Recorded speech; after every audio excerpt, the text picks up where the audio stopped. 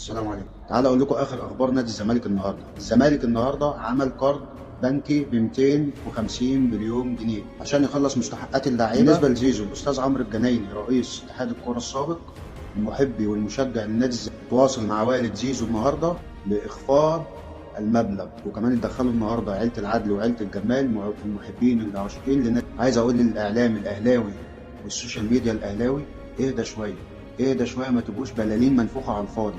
زيزو زملكاوي، زيزو مخلص، بتربي ابن ناس محترم، مش زي مش عايز اقول اسمه. بالنسبه لصفقه بن شرقي اللي الاهلي كله بيتكلم عليه ان هم بيتفاوضوا معاه، وبن شرقي جاي، وبن شرقي ابن الاهلي وابن الندى اهوت.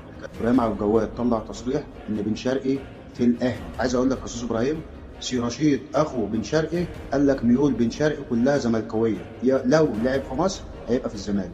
وقال سي رشيد اخوه نادي الريان مكمل مع بن شرقي لحد نهايه العقد بتاعه. يعني عايزكم بس برضه تهدوا.